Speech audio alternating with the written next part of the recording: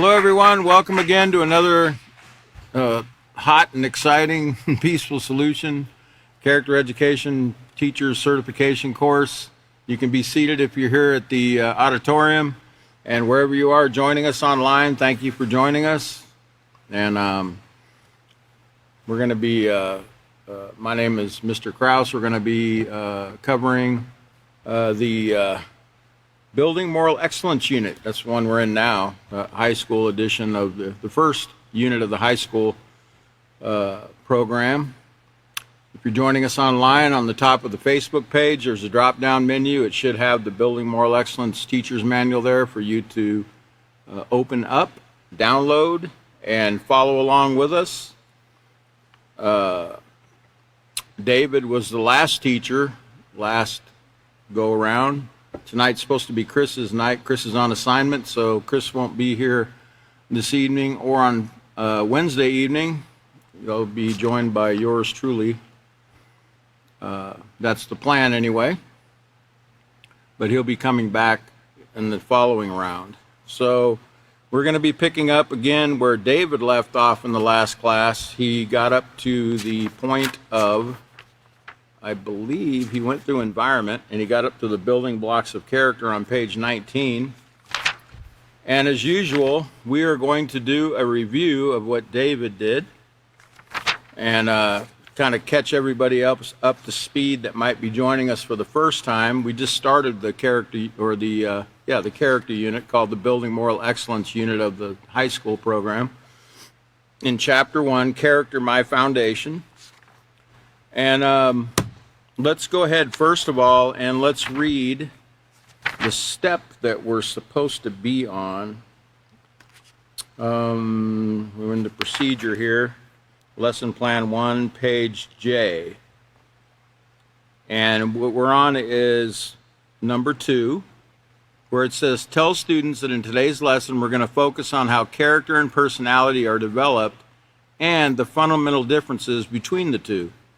It says, have the class turn to sections entitled Introduction and What's the Difference on pages 5 through 11 in their handbooks, and call on students to read the text. I'd like to do that, but I won't be able to hear you up here. So it says, test class comprehension by asking students the following questions. A, what is the fundamental difference between character and personality?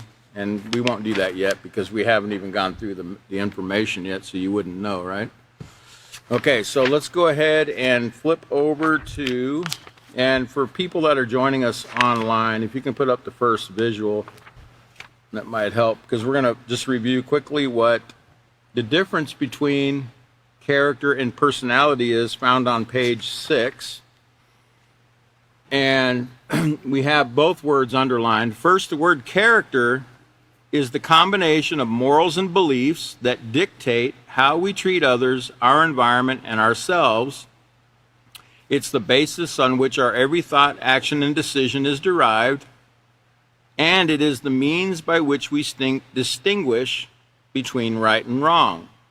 Now, that word derived means simply where it comes from, and distinguish means to tell the difference between something. So, character, it derives from, it's where our every thought, action, and decision comes from, and it's the way we tell the difference between right and wrong.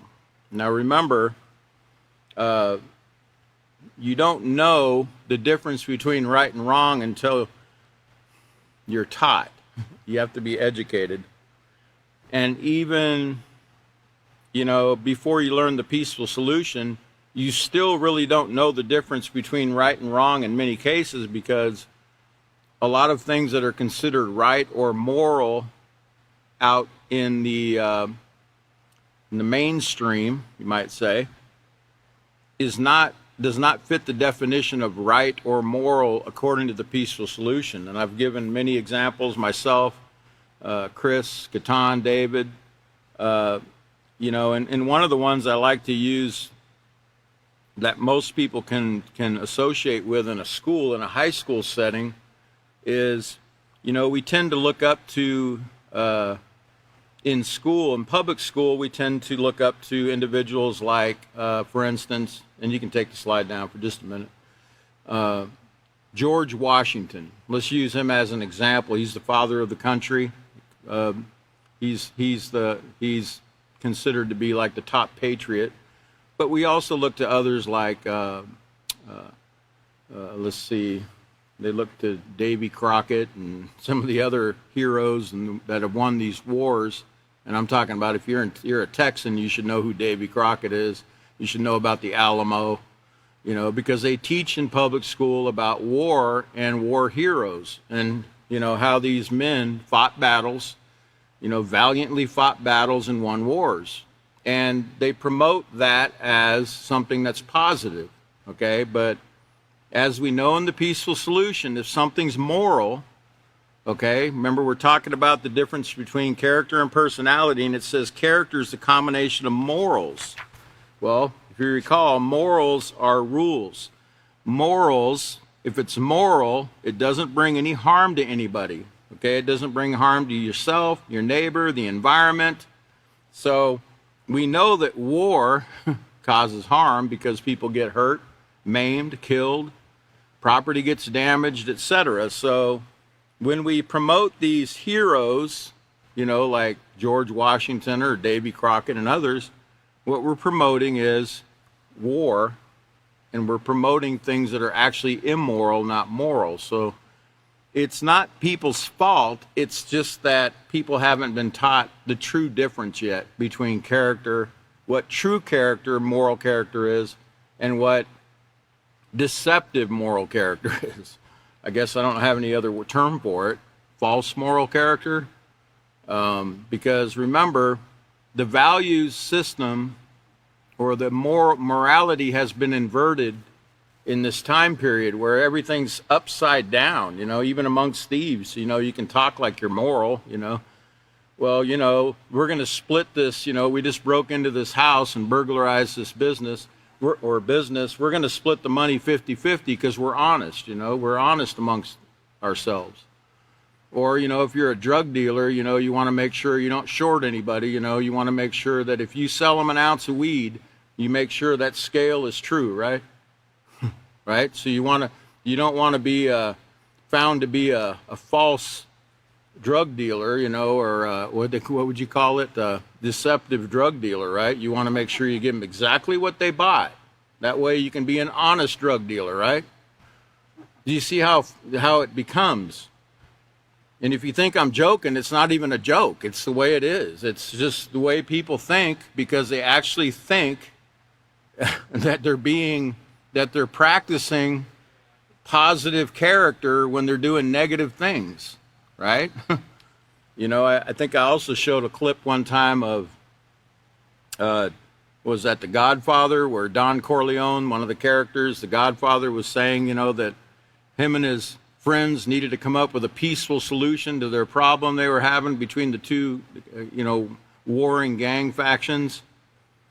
And I guess they came up with what they decided to do was, you stay on this turf, we'll take this turf, and we'll have peace. We'll have true peace as long as you don't, come around this, like they do with gangs, and they come onto another gang's turf and they invade their territory. As long as you don't do that, we'll have peace. Well, is that true peace when you're stealing, robbing, killing, selling drugs, running guns, or whatever you're doing? No, it's not true peace. But that's the way it's portrayed in the movies and the books and magazines, etc.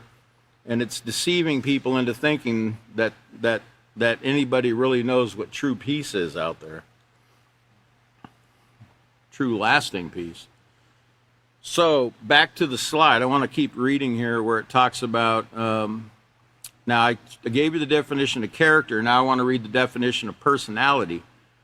Personality is the combination of your personal preferences, your attitude, likes and dislikes, and social skills. For instance, the type of music you like to listen to, whether you like art or football, as well as countless other qualities make up your personality. And the process by which your character and personality is formed is similar in many ways.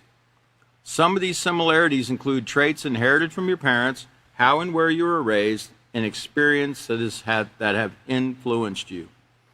And even though character and personality are different terms and they're different concepts, they do intertwine. You know, as we're going to learn later on, there's some different personality traits that if you practice those personality traits, it actually shows either positive or negative character, because they're both intertwined in some fashion. And we'll get to that as we go along. Now, in the next portion, the next slide, on the same page, we learned about the importance of morals to character. And it says that one of the key factors that separates and distinguishes character from personality is called moral principles. And it says, in general, moral or ethical principles are universal. In other words, people from all over the world would agree with them and uphold them. You know, if they were taught, they would agree with them. And, you know, everywhere all over the earth, you know, people shared some basic principles. You know, nobody likes to have their child kidnapped. Nobody likes to be stolen from. Nobody wants to be molested. They don't want their children molested. They don't want their property violated, etc. So nobody wants their family member murdered, etc., because they all agree that these are behaviors that are immoral. Okay, now morals refer to principles or beliefs that govern the way people think and behave. And moral principles clearly separate what's right from wrong, and they're the foundation of character. Whether it's, you know, in immoral character, there's a foundation of immoral character, just like there's a foundation of moral character, okay? And depends on what an individual's taught, their experiences, their environment, heredity, genes they've inherited. And as we'll learn, you don't have to be stuck on whatever, you know, genetic trait might have been passed down to you. Behavioral traits, just like physical traits, can be inherited, but they can also be overcome. In other words, you know, born this way, you know, where I can't, you know, I'm just born this way and I can't change. That's not true. We can all change any kind of trait we have through education and through practice in what we learn in the Peaceful Solution. So, and remember also the next slide, I think it's, yeah, morality is divided into the three basic categories: behavior and attitude toward life, behavior and attitude toward possessions and property, and behavior and attitude toward the environment. You know, how we treat all life, animal, plant, insect, microorganisms, things you can't see, human beings, etc. And remember the environment as well. How we treat the environment's not just talking about, you know, trees and lakes and streams and not littering, etc. Remember, we go much deeper in the Peaceful Solution. We show that how even our conduct among individuals can create STDs, can create, you know, all kinds of havoc on the earth, you know, mixing genetically altered substances, you know, creating pollution that goes into people's bodies and creates problems in people's bodies and in their minds. Their minds can't work correctly because they become polluted through this adulteration or mixture of chemicals and things, taking monkey genes and crossing them with mustard greens, things, you know, jellyfish with potatoes, you know, things like this to make the potatoes glow, you name it. Putting pig hearts in human beings, you know, all kinds of different things that people, remember, the people that are doing these things, they're not thinking that they're bringing any harm, okay? They go to school to learn how to do these things. They're learning these things in these schools, you know, whether they're, you know, the lower grade schools, and they go to college, and they go to these schools of higher learning, these colleges, and they learn how to do these things in science classes and medical classes and courses that they take in the schools. So they don't think they're doing anything wrong. They're only going by what they've been taught in the textbooks. Remember, the textbooks, remember what was said by the author, Israel Hawkins, of The Peaceful Solution. He said, any education without moral education, without the moral character education along with it, is worthless. Okay, it's worthless. In other words, it's going to bring some kind of harm on somebody if you don't add the character education so you can know the difference between what's right and what's wrong, truly right and wrong. What will bring harm, what won't bring harm, what to do, what not to do. Remember, you have to learn to distinguish between what's acceptable, what's not acceptable, what's harmful, what's not harmful. And the only way you can possibly do that is to discern, learn to discern between, what the peaceful solution teaches and what that textbook is teaching you. You got to match it up. Okay, if it matches and it doesn't bring harm, that's fine. If it does, you need to reject it. Okay, so let's go to the next visual then.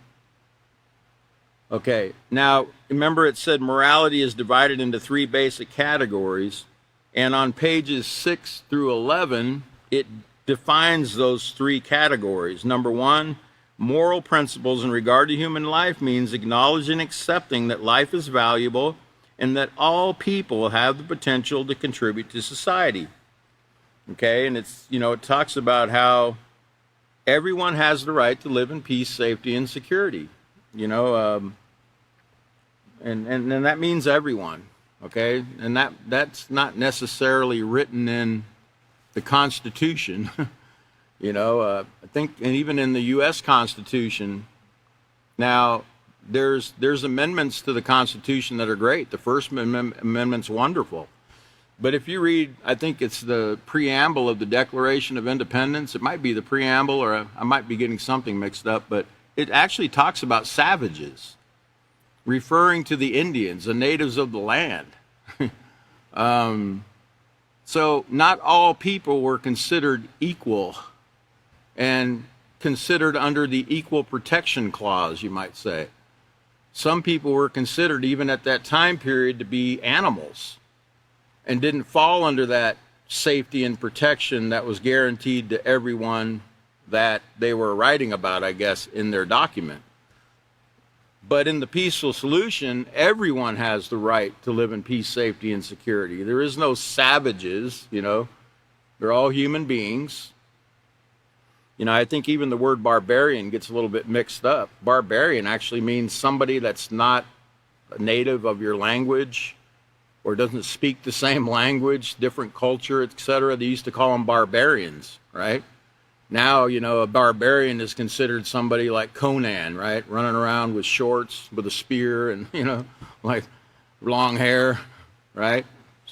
I mean, that's not the idea of a barbarian, not according to a dictionary, right? But remember, everything's kind of so clouded now, so mixed up, so the language is even really mixed up now, where people don't even know what most words mean because they get most of their definitions from Hollywood. I'm sorry, but you're not going to get an accurate description of what a word means from watching a Hollywood movie. I'm just sorry, you're really not going to, or reading any of their fantasy books or anything like that. So you really got to look in a dictionary, right, to get proper. And sometimes even the dictionaries are off. So you better get all your definitions from the peaceful solution. That way you'll be careful to get them right. Okay, so let's see, where was I? Let's go back to that visual. Okay, so remember, everyone has a right to live in peace, safety, and security, and you can demonstrate a moral attitude by being respectful toward all people.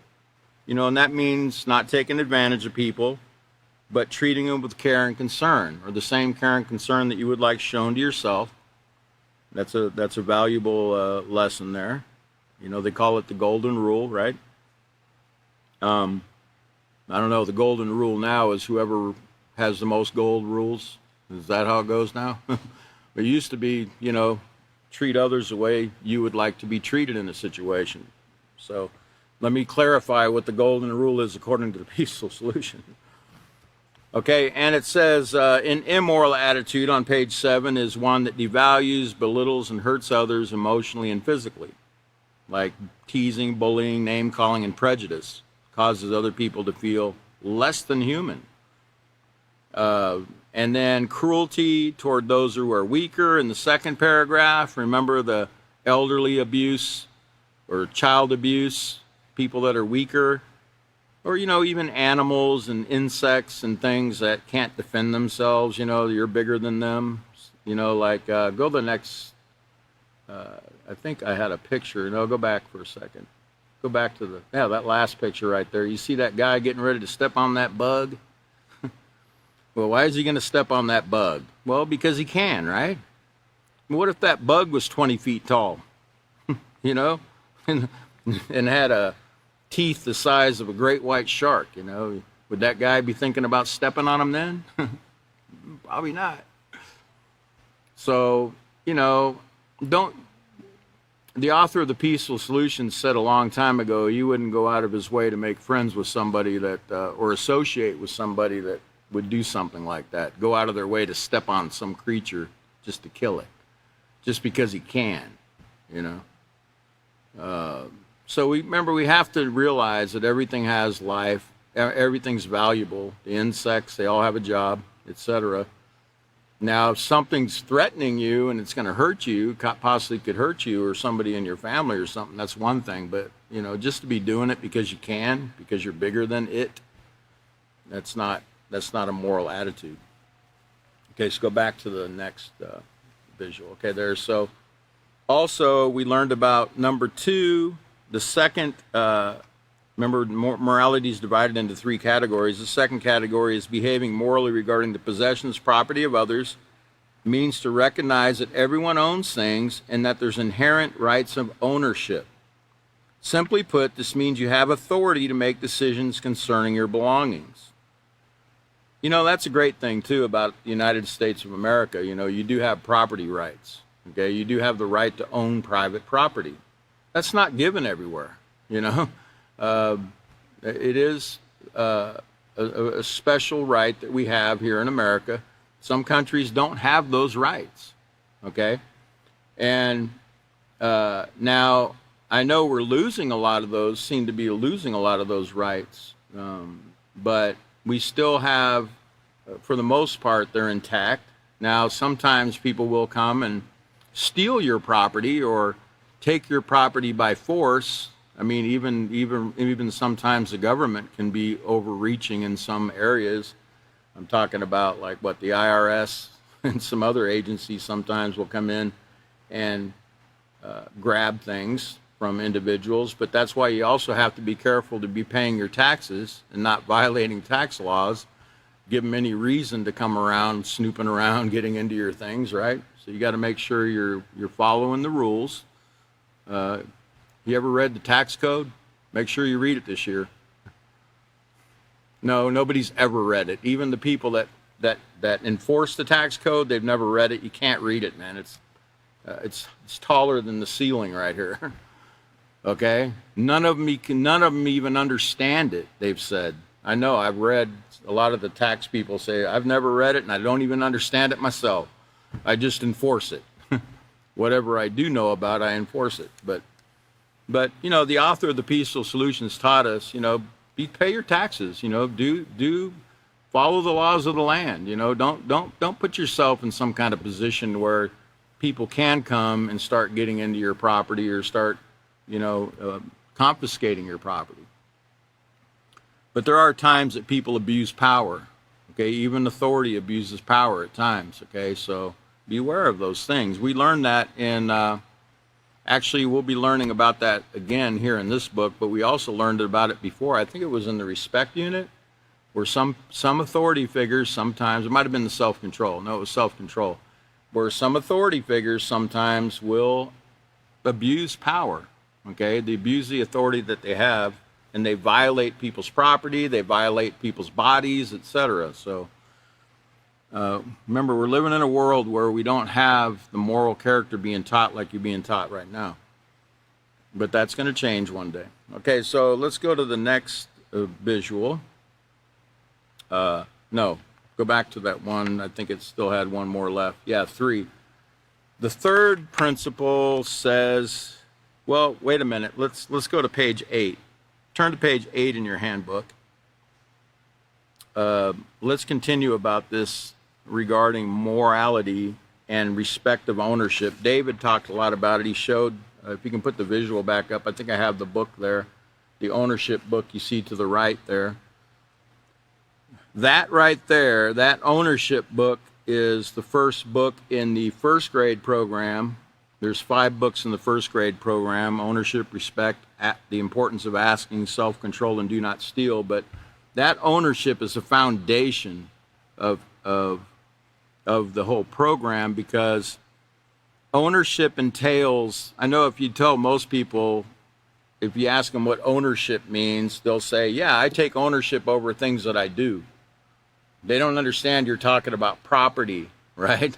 They think, yeah, I take ownership for the things that I do, right? What they're really saying is I take responsibility for what I do, so they get the word ownership mixed up. They're not really sure about what you're saying, so you got to make sure they understand when you say ownership, that you explain to them that everyone owns things, everyone has rights concerning the things they own, and they have the right to decide whether or not somebody can use it, etc. Even a young child has that right. Okay, the youngest child has that right. If a parent gives them something, it belongs to them. Now, can the parent take it back? Of course they can. If they abuse that property, they're not using it the way that they were instructed to use it, the parent has every right to take that property back until they learn to use it the correct way.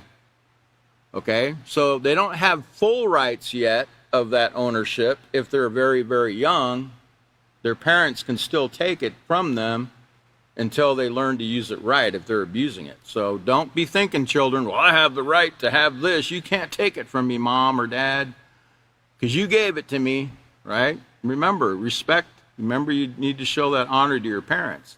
They have the authority over you until you grow up, you leave home, start a family of your own, etc. Now, the other thing is, one principle that David was talking about it, about, when you go to do a job, David knows about mechanics and car sales and things. And I've got a few cars from David. I've never gone wrong getting cars from David. But a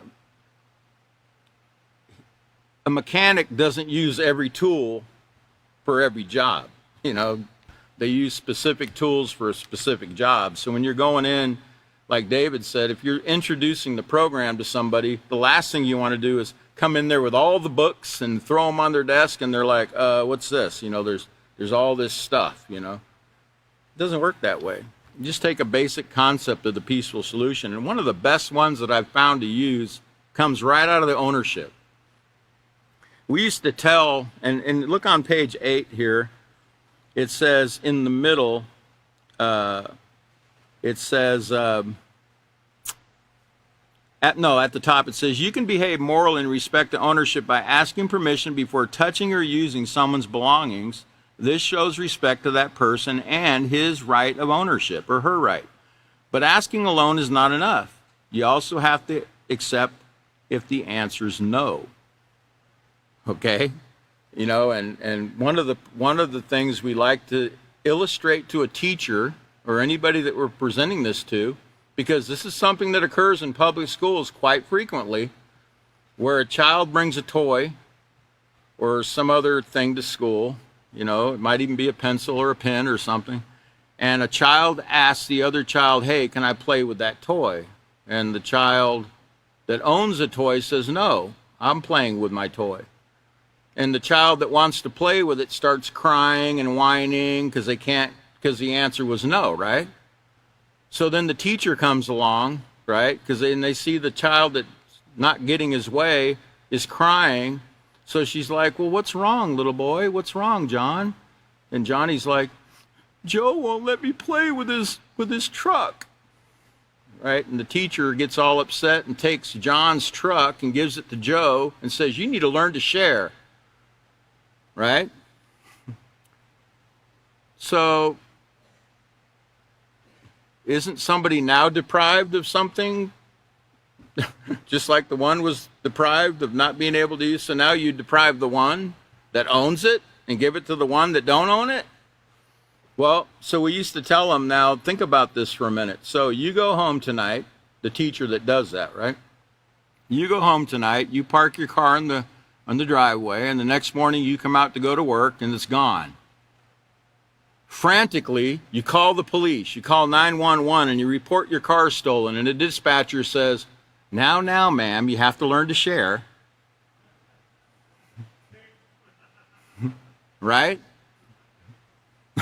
I mean, right? Is that what they tell you? No. No, they know that the car is stolen, right? So what's the difference between taking that child's toy and giving it to somebody else when he said no, and he has the right to say no, and somebody just coming and taking your car without your permission? Do you see? It's that illustration right there wakes a lot of people up because they really never understood. Like, oh, you're right. You know, I mean, it's the same concept. I wouldn't want somebody to tell me, well, you need to learn to share. You know, I mean, walking down the street with your wife, and somebody comes up to you and punches you and takes your wife, and you know, you report it to the cops, and he's like, well, you need to learn how to share, man. You know, I mean, really, is that realistic? But it occurs all the time. But again, it's because we've been, I don't like to call it brainwashed, because we're actually doing the brainwashing here. We're scrubbing your brain and cleansing it of all that corrosion and dirt and filth that you've been taught your whole life, and cleaning it up and shining it, you know. Out there, it's actually getting filthier and filthier as you go along, because you're not being taught true moral character. You're being given false concepts, false moral characters being taught. So remember, just, you know, give them an illustration, something like that. I mean, and it says in the middle of the page, keep in mind, a moral outlook about possessions includes how you acquire the things you want. Keep in mind that unless you legally obtain it, it doesn't belong to you. So you can steal everything you want.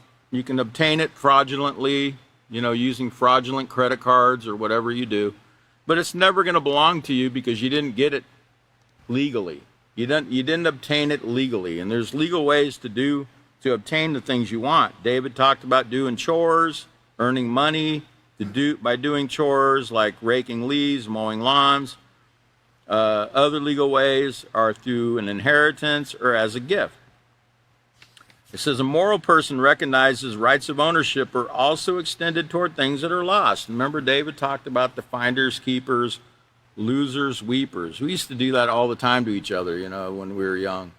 You know, I would drop a dollar bill out of my pocket, and some guy would come up, you know, one of my friends would come up behind me and grab it and say, finders, keepers, and they would keep it. You know, like, hey, man, I want my dollar back. No, you dropped it, man. It's mine now, you know. I mean, that's just how it was, you know. But remember, who taught them finders, keepers, losers, weepers? Who taught them this? Well, they learned it somewhere, you know. Probably a movie or a book or one of their other friends. Somebody around them told them that. And it's not displaying a moral character because it's not recognizing that word ownership. Remember that who really owns what's lost? Who owns what's lost? Well, the person who lost it still owns it, you know. If you lose your dog because he gets off the chain and he's wandering around the neighborhood, is it now, if somebody takes it in and starts feeding it, is it now their dog? No, it's still your dog. You just lost your dog. So you put up some kind of sign somewhere and, you know, try to get your dog back. And some people, though, they'll think, well, it's mine now. I found it, you know. And you'll have a fight on your hands, you know, because they'll be like, no, it's mine. I'm taking care of it now. Okay. Now, an immoral attitude in regard, I'm on page 9, in regard to belongings means to steal, damage, or destroy another's property. Remember, stolen items never belong to the person who stole it. For an item to be rightfully yours, you have to get it legally. And when you acquire your possessions legally, you're free to use them and enjoy them without fear or guilt. Not worrying about, you know, the police coming in and confiscating your property, taking you to prison, etc. And remember a straight talk down there. Think about it. If you take someone's belongings without permission, you haven't borrowed, you stole them. To borrow means you have the owner's consent to use those belongings for an agreed amount of time. Don't forget, always, if you loan something to somebody, put a time limit on it. Because if you don't, and they come back 3 months later with it, and you thought they were going to bring it back the next day, well, you shouldn't have assumed. You should have made it a verbal agreement, so that way they're not thinking something differently, right? That way you avoid conflicts. Okay, let's go to the third principle, page 11. Let's put up that visual again that showed the three. There we go. For the people at home there, it says moral principles can also be applied to the environment and how we care for it. And recall, we need air, water, and plants and animals to survive. These and more make up our environment.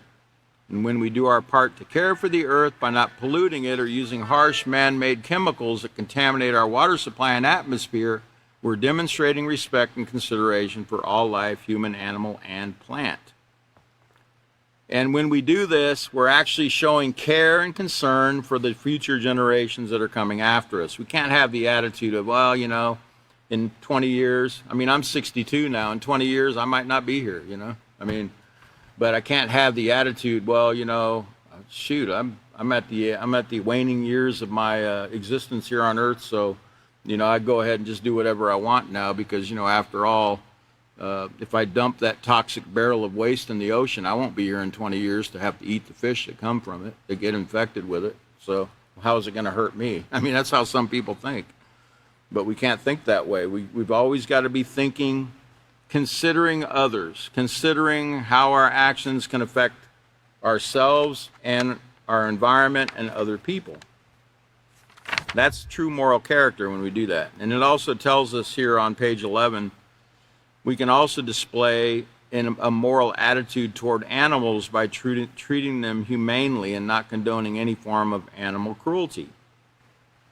And, you know, you really need to explain to students what animal cruelty actually is, because a lot of times they only get the idea of animal cruelty from, you know, the SPCA, you know. I don't even know what that stands for, but I know it has to do with animals, cats and dogs. But, you know, most people think of animal cruelty as not feeding or watering your cat or dog, or, you know, not keeping them on a leash, you know, letting them wander all around the neighborhood where they can bite somebody or possibly get in a fight with other dogs, get run over by a car, etc. That's animal abuse. When you don't take care of your animal and keep it penned up like you should, you're abusing that animal because you're putting it in danger, okay? Because those dogs, I got to hand it to them. I used to watch the dog catcher try to catch certain dogs, and they're not stupid, man. They know the dog catcher. Somehow or another, they all know. Like it's almost like their buddies already told them, you know, hey, that car right there, avoid it. And if that animal catcher would always try to lure him in, but that dog just knew somehow, you know, you could tell that they knew somehow that was a dog catcher. But why put your animal in harm's way like that? You know, that's like letting your child out, you know, to wander around the neighborhood with no supervision, right? They get into a lot of trouble. They get into things that they shouldn't get into, and they can possibly get hurt, kidnapped, etc. So you got to take care of the things that belong to you, okay? Remember, you have ownership of those things. You have to treat them with care, consideration, and concern. Okay, and it says, you know, oh, well, I was going to tell you about animal abuse. You know, nobody thinks when they go to the rodeo that an animal's being abused. I mean, I used to live in Houston, and rodeo was a huge deal. You know, George Strait would come and sing, and, you know, 80,000 people packed the arena as they watched, you know, the rodeo with the bulls being roped and all that kind of stuff, calf roping and all that. You know, that doesn't hurt that calf, right? When you sling that rope and jerk its neck as hard as you can, and its neck practically, you know, I mean, look at some of the slow motion pictures of the calf roping, and watch how big their eyes get and how their neck stretches as that rope's pulling them, you know, jerking on them, the guy on the horse there. I mean, that can't feel too great. I mean, how would you like to get out there in the arena and have, you know, some cowboy rope your neck and jerk it as hard as he can? I mean, tell me then if you think it hurts, right? I mean, or what about that bull that comes out there, you know, trying to get that rider off his back, you know? He's just doing that because that guy is on his back and it's annoying him, right? You know? No, that's not what's going on. Before that bull came out of the chute, you didn't see all the shock treatments it was getting. You didn't see all the prodding, the torture that it was being put to, so it would be agitated. So when that chute opened and that bull came out, it's already so angry. You didn't notice the rope that's strapped on the back of his hindquarters, right?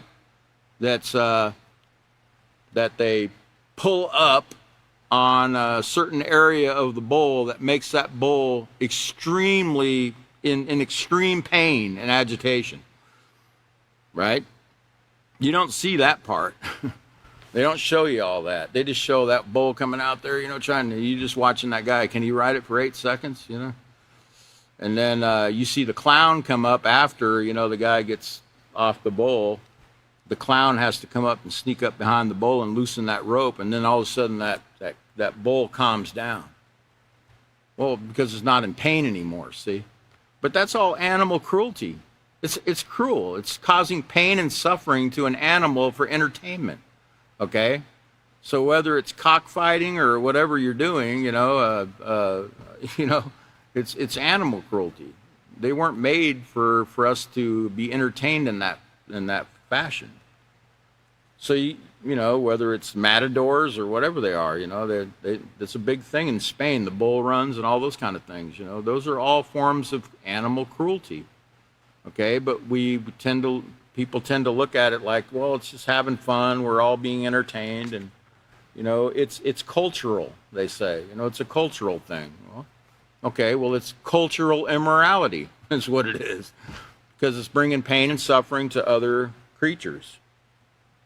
All right, and remember, don't forget, at the bottom of page 11, it says, to condone animal cruelty or abuse for sport does not regard the value of animals. Numerous studies show that many serial killers first engaged in immoral acts toward animals by torturing and dismembering them. Okay, so, just remember that. One thing leads to another. It starts out with the animals and the insects and things, and it graduates to human beings. And I hate to say this, but I've seen a couple things in my life that I hope I never see again, like when people torture people. I actually watched, and I don't know how I was able to do it, but I guess I wanted to really just see how cruel people can be to another human being. But I watched a man get skinned alive. Not in real life, but I mean on a video, because the cartels used to post videos of people they torture down in Mexico. And I don't know if you've seen the death toll. Michael might be able to look it up for me while I'm in the last year or 2 years in Mexico. We're talking hundreds of thousands of people getting killed, tortured. Even a personal friend of ours one time was tortured down there.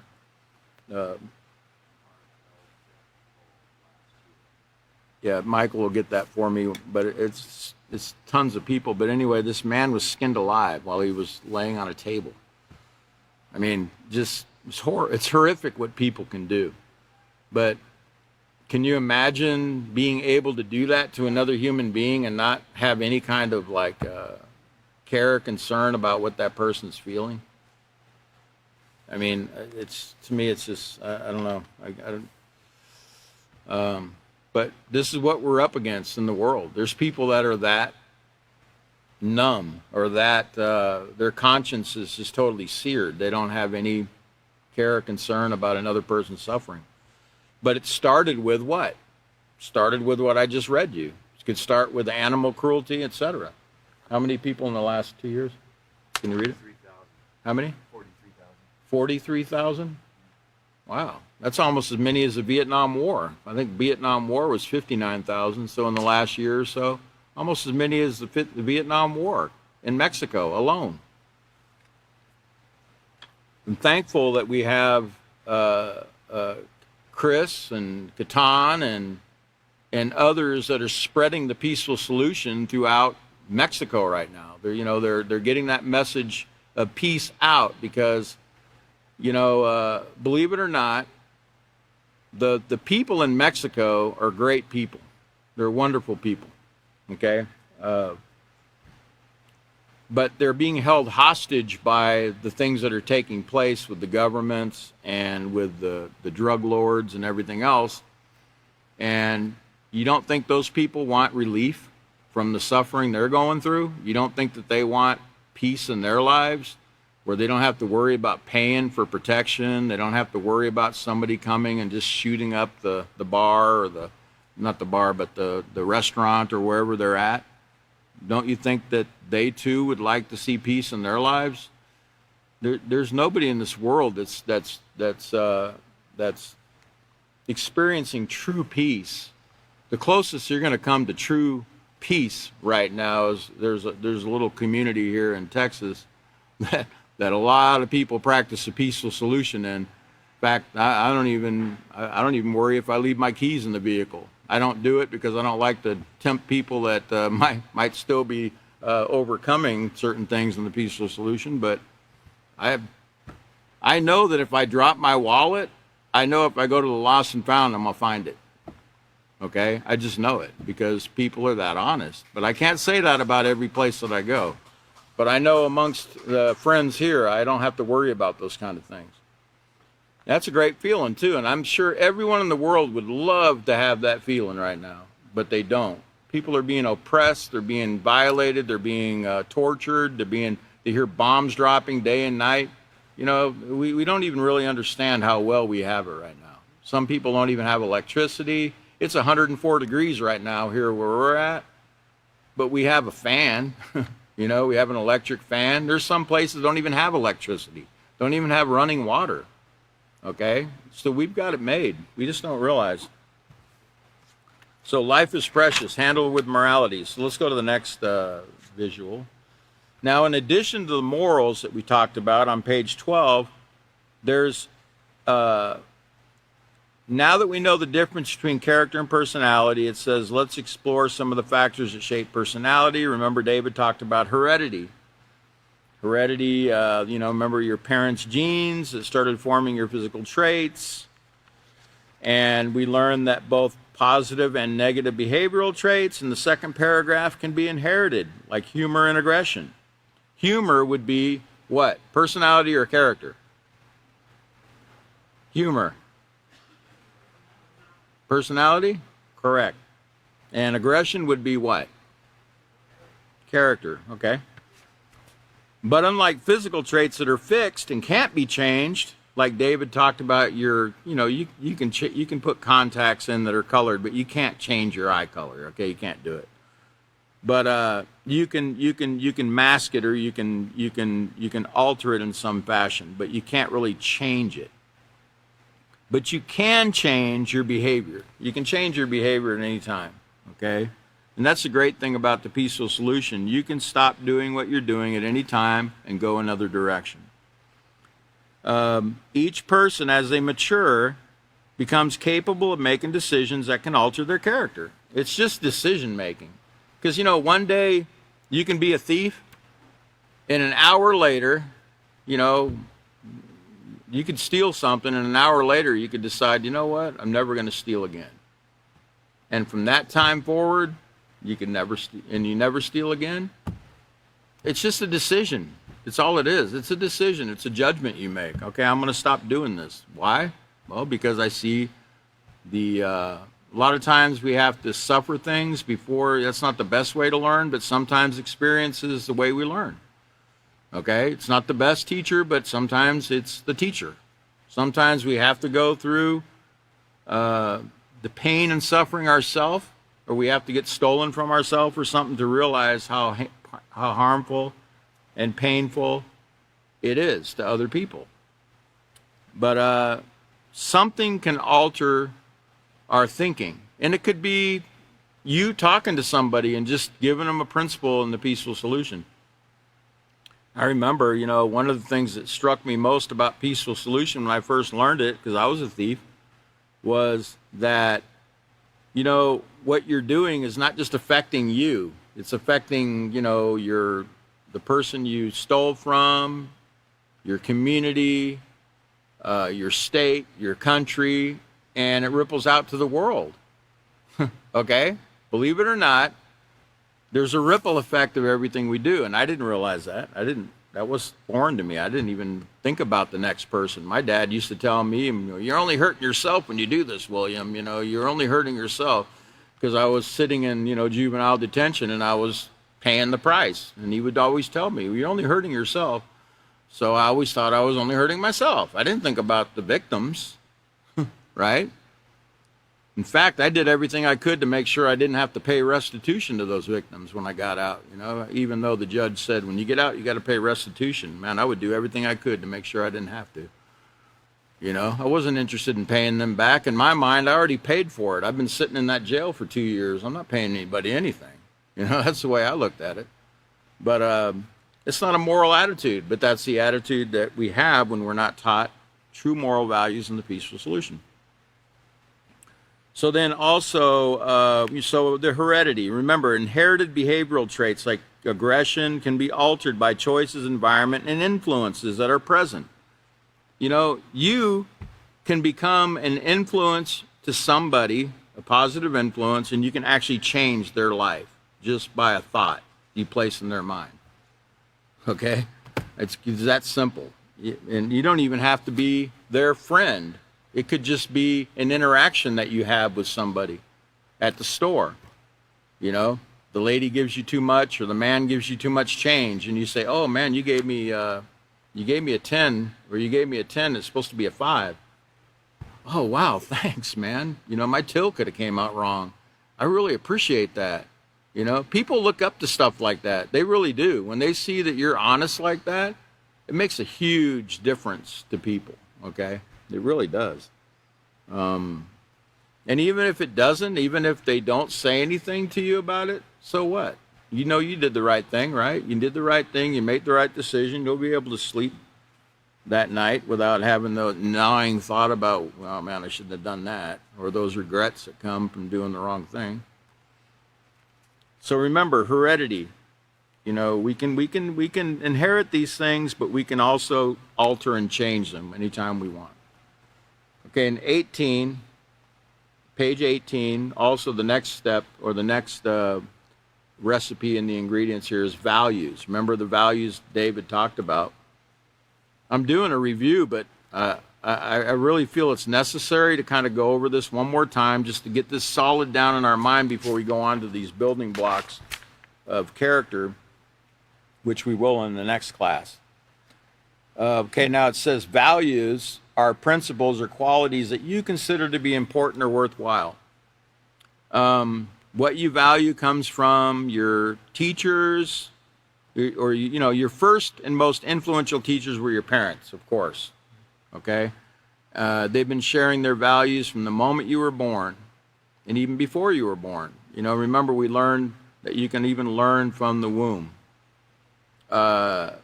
The sum of your values is called your value system in the third paragraph. And your value system is the means by which you rank or prioritize the things that are important to you.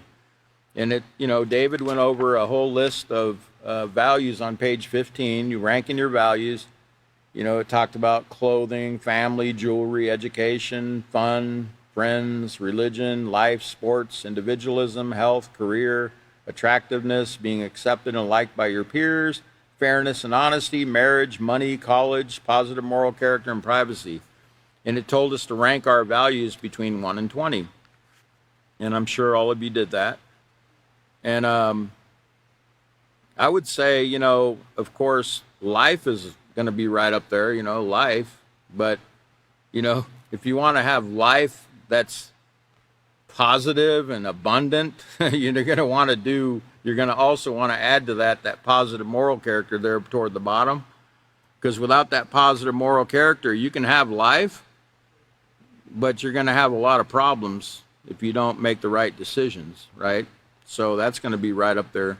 But everybody, at different times in their life, they have different values. When I was 6, I didn't have the same values I had when I was 15. When I was 6, candy was everything, having candy and toys. And I used to love my train sets, trains. I used to like to watch that train go around and around, and having candy. But when I was 15, what did I like? Well, I probably wanted to drive a car. I wanted to have my freedom. I wanted to go out and move around, do this and that, right? Well, when I was 25, what were my values? And when I was 35, and now what are my values? They change all the time.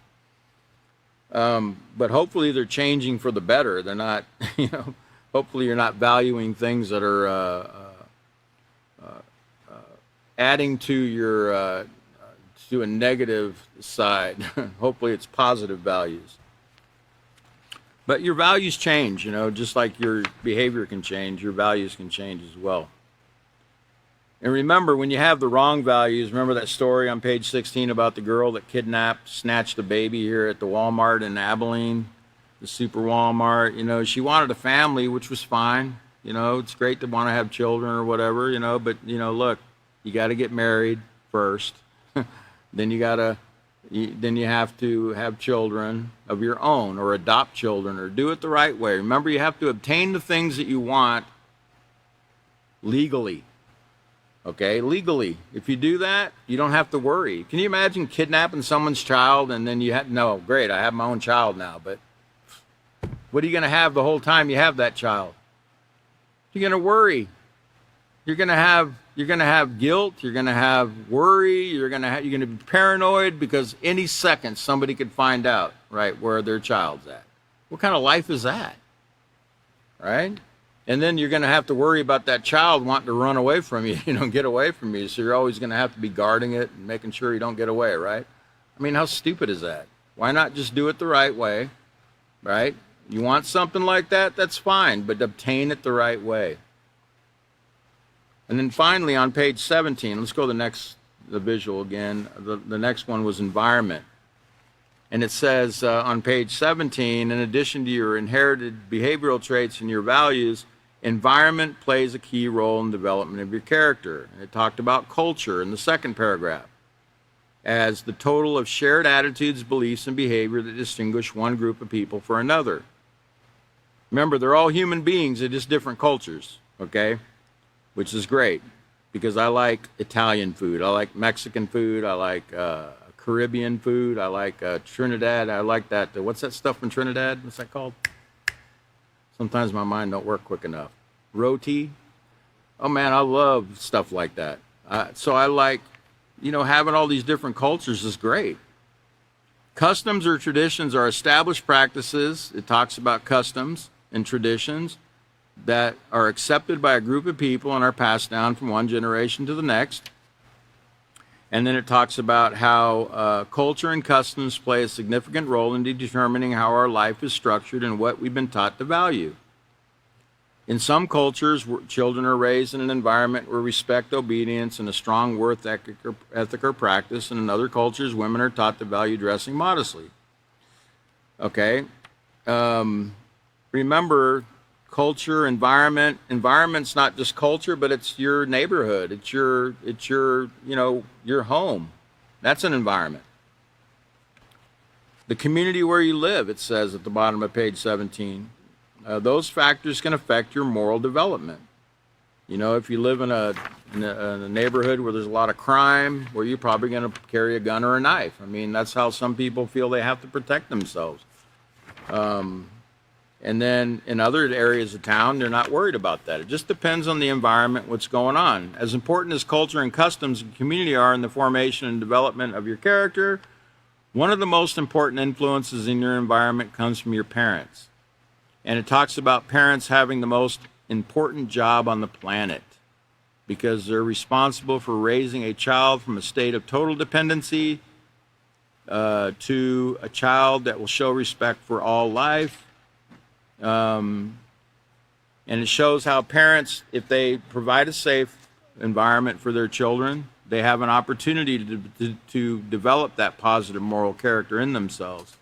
But if they're in an abusive environment and moral character is not taught or upheld, or the parents are taught moral character that's not true moral character, and they actually think they're practicing moral character, remember, they might be upholding something that's not actually true moral character, and they're passing that on to their children, and that can be detrimental as well, as we talked about in the first portion of today's class.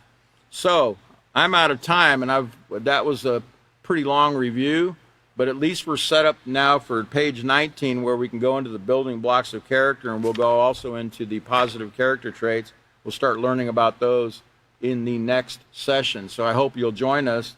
Our next class will be on Wednesday, 8/21/2004 at 5:30 p.m. Central Time.